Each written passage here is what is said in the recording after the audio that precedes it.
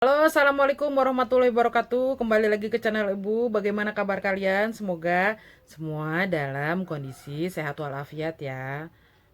Kali ini Ibu akan melanjutkan materi sebelumnya ya. Kemarin kan kita sudah selesai membahas tema 3. Sekarang kita akan lanjutkan membahas tema 4. Oke, stay tune, don't go anywhere. Mari kita belajar.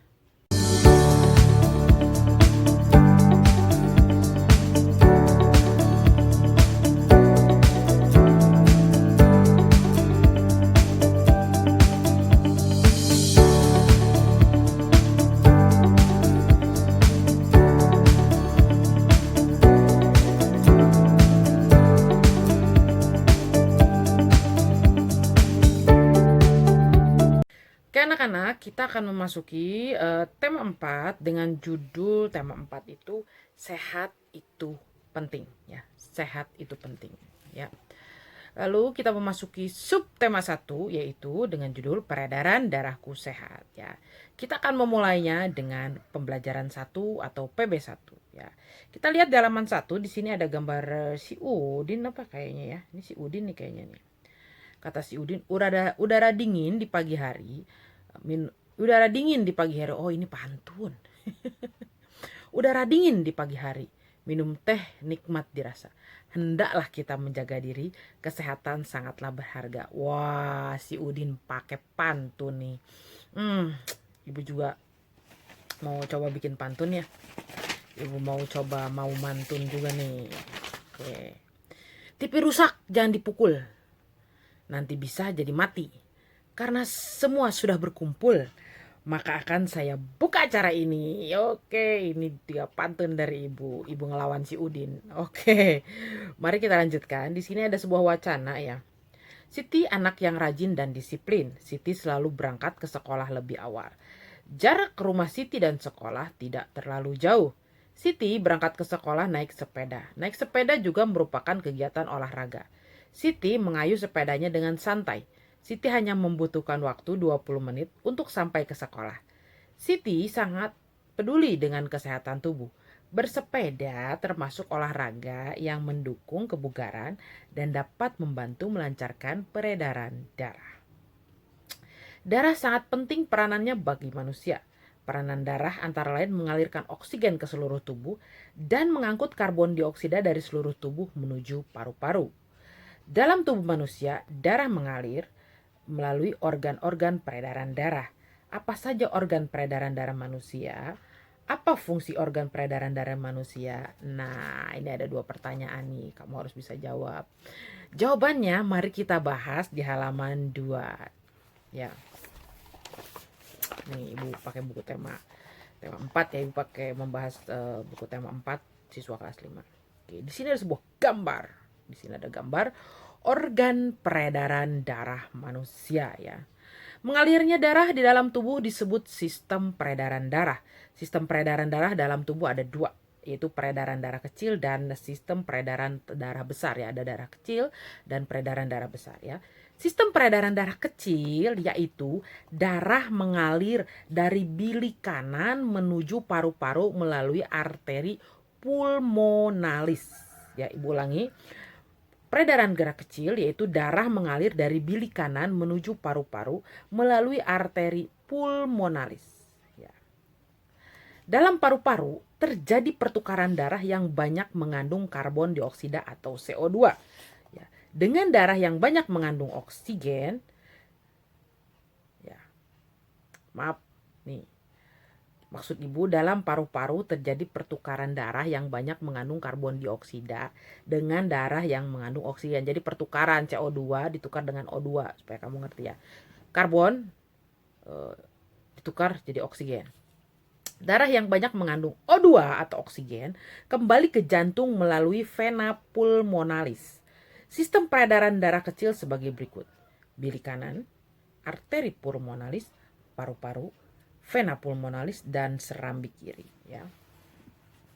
Oke. Sistem peredaran darah besar yaitu darah yang banyak mengandung oksigen atau O2 mengalir dari bilik kiri jantung ke seluruh tubuh kecuali paru-paru melalui arteri besar atau aorta ya. melalui arteri besar atau aorta. Aorta itu arteri besar ya. Selanjutnya terjadi pertukaran darah yang banyak mengandung oksigen dengan darah yang banyak mengandung karbon dioksida. Jadi ada pertukaran darah yang banyak mengandung oksigen dengan karbon dioksida ya. Kalau tadi yang kecil karbon ditukar dengan oksigen, kalau darah besar oksigen ditukar dengan karbon dioksida. Darah yang banyak mengandung karbon dioksida kembali ke jantung melalui vena ke serambi kanan.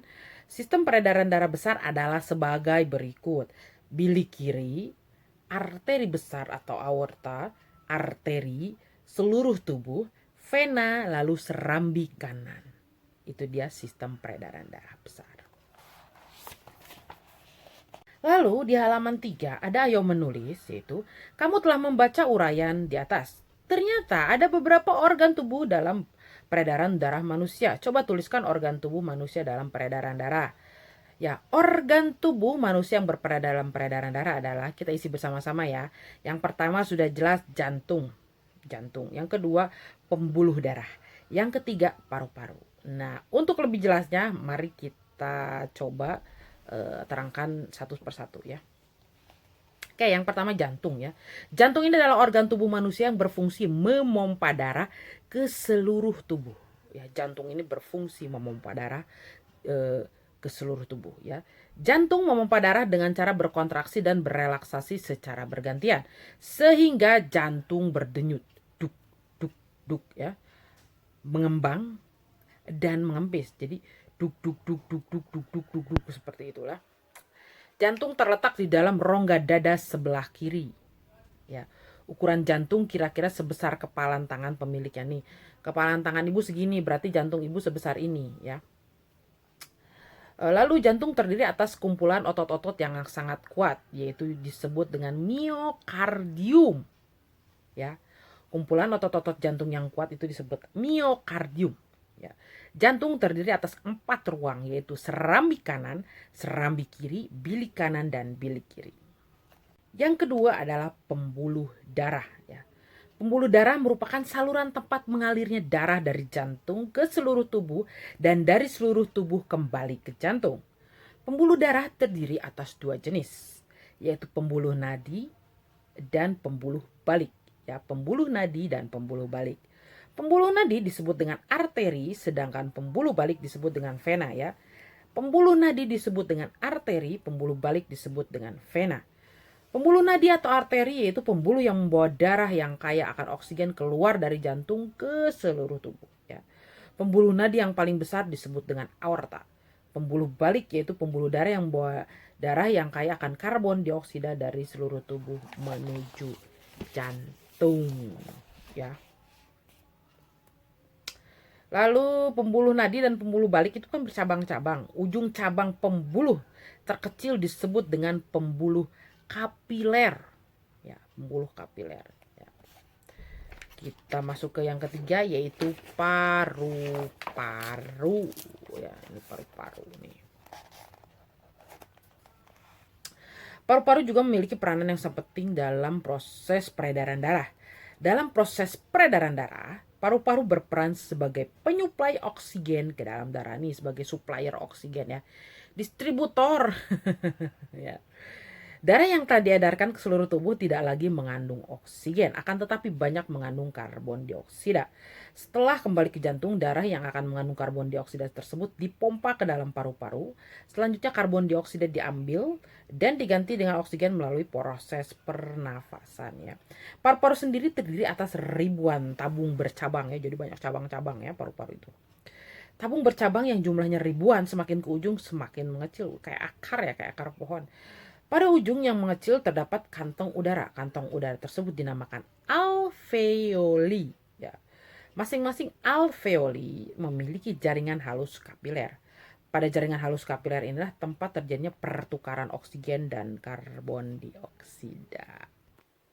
Oke, kamu kan sudah telah mempelajari peredaran darah ya. Di halaman 7 coba pahami materinya dan gambarlah. Kemudian tuliskan keterangan gambar yang kamu buat, tuliskan juga cara kerjanya. Gambar organ peredaran darah manusia tadi kan sudah, yang pertama, paling pertama yang kita bahas itu adalah organ peredaran darah manusia seperti ini. Lalu yang kedua, cara organ peredaran darah manusia. Kalau menurut ibu nih kita bahas ya. Jantung akan memompa darah, sementara pembuluh darah akan mengalirkan darah dari dan ke jantung. Darah yang diedarkan tersebut akan melewati seluruh tubuh dan membawa oksigen dan nutrisi serta hormon untuk diserap oleh sel-sel tubuh. Ya, seperti itu. Atau mungkin kamu punya jawaban yang lain, silahkan kamu bisa searching di Google, atau mungkin diambil dari pembahasan ibu yang paling pertama. Ibu kayaknya udah jelasin ya tadi ya. Silahkan kamu ingin memilih yang mana. Lalu kita masuk ke halaman 8. Di sini ada sedikit bacaannya tentang Siti. Siti dan teman-teman pagi-pagi sekali sudah sampai di sekolah pada jam pelajaran pertama.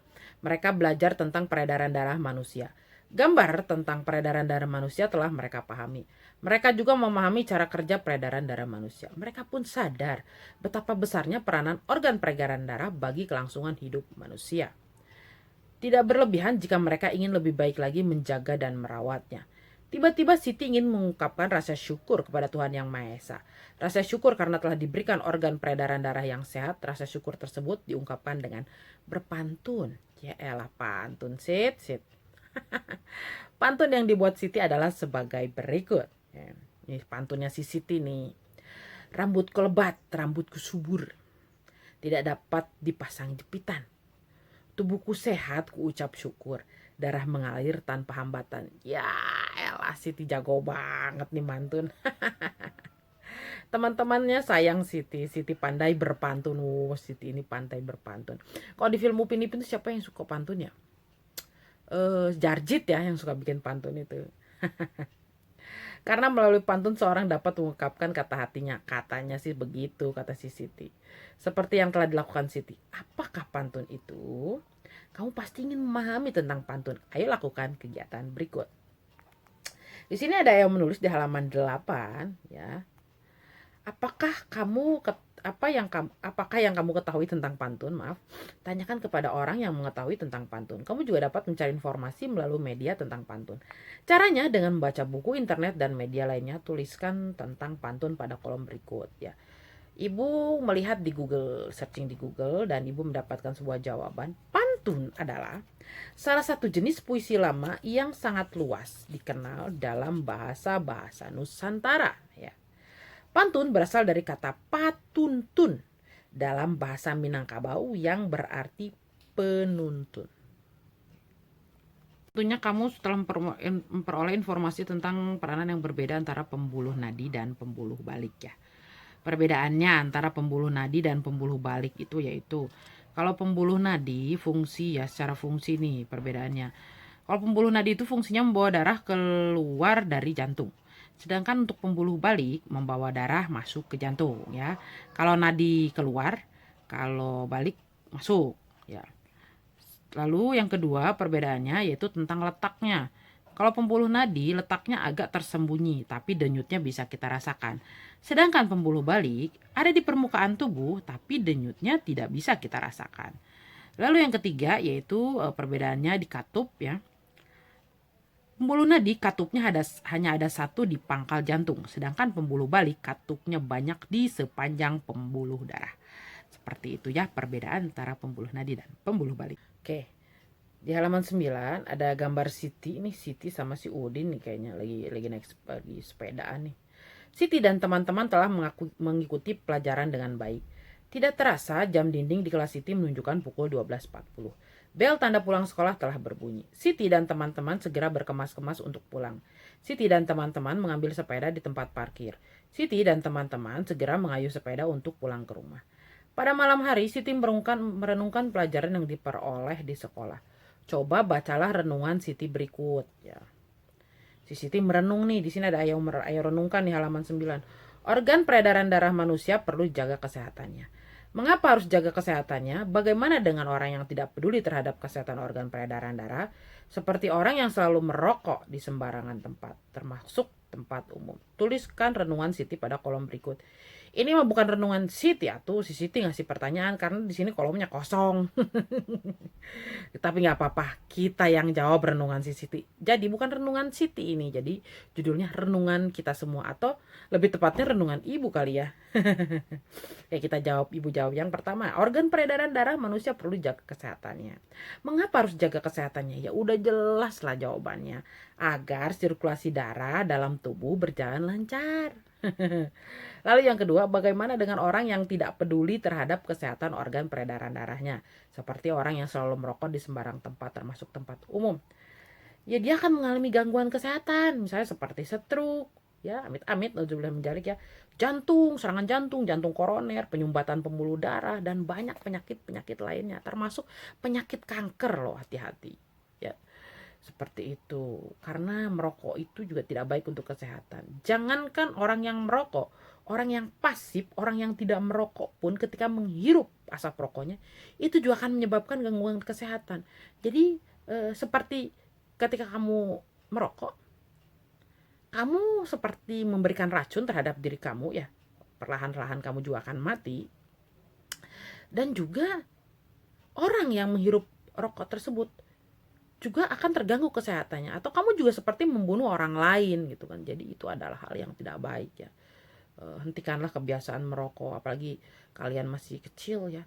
Tidak ada gunanya untuk mencoba-coba, juga tidak perlu ya. Rokok itu adalah racun dan akan merusak kesehatanmu. Ya, nggak ada yang namanya gaya-gayaan. Gaya-gayaan mah nggak perlu pakai rokok-rokok, gaya-gaya pakai baju aja yang bagus ya. Biasa saja bergaya itu. Sederhana-sederhana juga lah, udah nggak ada gaya-gayaan lah, buat apa sih ya. Kalian ini adalah masa depan bangsa ya. Tidak perlu ikut-ikutan untuk hal-hal yang tidak jelas dan tidak perlu. Belajarlah dengan baik, jadilah anak yang baik, ikuti nasihat orang tua ya. Insya Allah hidup kamu akan berkah selamanya. Oke, sampailah kita di penghujung dari video ini ya. Selesai sudah Ibu membahas tema 4, subtema 1, pembelajaran 1. Kita akan sambung lagi di video berikutnya. Oke, tetap jaga kesehatan, selalu gunakan masker dimanapun, cuci tangan kamu setelah menyentuh benda apapun.